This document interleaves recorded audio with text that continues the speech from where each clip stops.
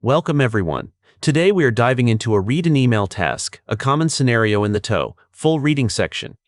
We'll be looking at how to navigate professional correspondence, focusing on identifying the main purpose and extracting specific logistical details like dates and requirements.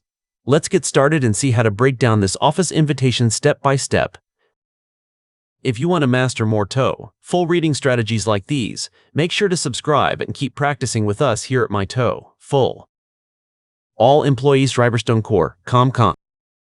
For TOEFL all employees Riverstone Core, com indicates that this is a broad company-wide communication intended for every member of the staff. H. Davies Riverstone Core, com. The sender's address, HAVH Riverstone Corp. Com, suggests an internal corporate origin, likely from a specific individual in an administrative or leadership role. 92P1010T2510-25. The date Zor2-Teen-22125 is the timestamp for when this message was sent, which is a key detail to keep in mind for any timeline-related questions.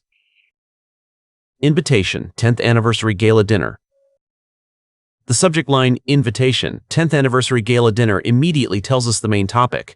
It uses the keyword invitation to signal that the text will focus on an upcoming social event. Dear colleagues. The greeting Dear Colleagues is professional and inclusive, setting a respectful tone for a message addressed to the whole company. We are delighted to invite you to a formal gala dinner to celebrate our company's 10th anniversary on Friday, March 14th. This opening sentence clearly states the purpose. They are delighted to invite you to a celebration. It identifies the event as a 10th anniversary gala, which serves as the core reason for the email. This special event will take place in the Grand Ballroom at the Heritage Hotel, starting at 7 p.m. The text provides specific logistics, mentioning the Grand Ballroom as the location. It also notes that the event is starting at 7 p.m., which is a precise detail a student should note down. The evening will include a 3-course meal and an award ceremony to recognize outstanding staff contributions. Here, we learn about the itinerary, which includes a 3-course meal. The mention of an awards ceremony suggests the evening is meant to celebrate employee achievements as well. To help us finalize the seating and catering, please confirm your attendance through the internal staff portal by March 1st. Moving to the second paragraph, the focus shifts to the required action. You must confirm your attendance.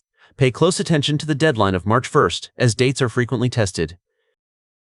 When you register, please specify if you have any dietary restrictions or food allergies.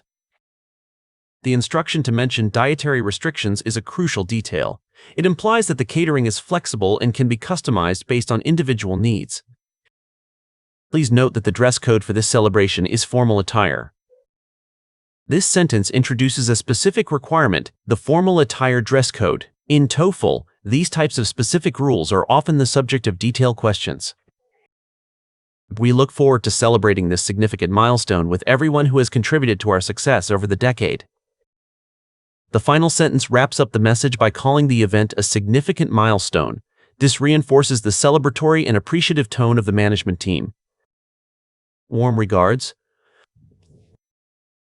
The closing warm regards is a standard, polite way to conclude a professional invitation while maintaining a friendly atmosphere. The management team. The signature the management team indicates that this is an official event organized by the company's leadership. What is the main purpose of the email?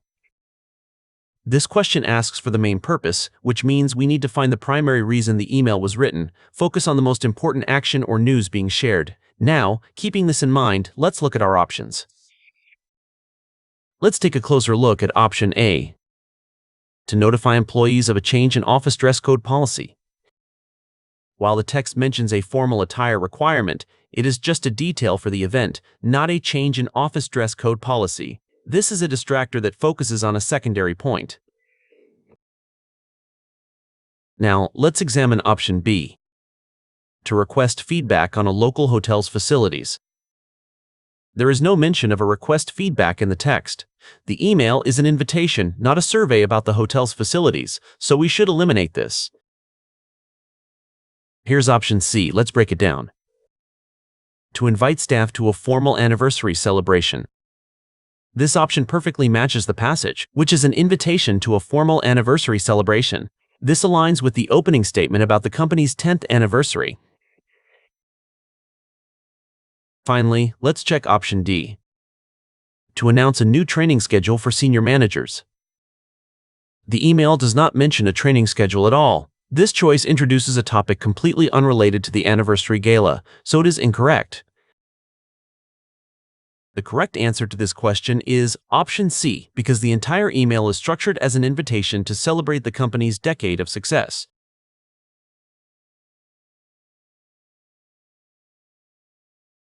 What is the deadline for employees to confirm their attendance? The question asks for the deadline for confirmation. We need to scan the text for a date that tells employees when they must respond by. Now, keeping this in mind, let's look at our options. Let's take a closer look at option A, February 10th. The date February 10th is the day the email was sent. It is a distractor because it is not the cutoff for the RSVP. Now, let's examine option B, 7 p.m.ers. The 7 p.m. time refers to when the dinner starts. This is a logistical detail about the event itself, not the deadline to confirm attendance. Here's option C. Let's break it down. March 14th. The date March 14th is when the dinner takes place. While it is an important date in the text, it is not the deadline for registration. Finally, let's check option D, March 1st. The passage clearly states that employees should confirm their attendance by March 1st. This matches the option perfectly and serves as the deadline. The correct answer to this question is option D, since the text explicitly identifies this date as the final time for employees to confirm via the portal.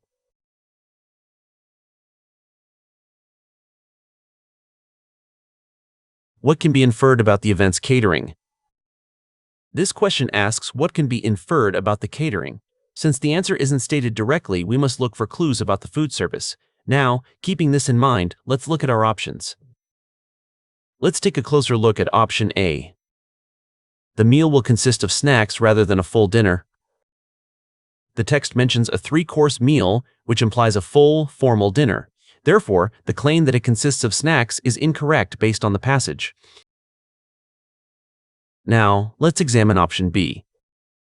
The dinner will take place at the company's own cafeteria. The email states the gala will be at the Heritage Hotel. This contradicts the idea that it will take place at the own cafeteria of the company. Here's option C. Let's break it down. The menu can be adjusted for individuals with specific health needs. Because the management asks employees to specify dietary restrictions, we can infer that the menu can be adjusted to accommodate health needs. This is a logical deduction based on the text. Finally, let's check option D. All employees are expected to bring their own meals. The email specifies that a meal is provided as part of the event. Thus, it is false to say employees are expected to bring their own food. Therefore, the correct answer is option C, because the request for information on allergies and restrictions implies that the catering can be modified for individuals. Great job finishing this task. Always remember that in email-based questions, the first paragraph usually holds the main purpose, while the middle contains crucial logistical details like deadlines.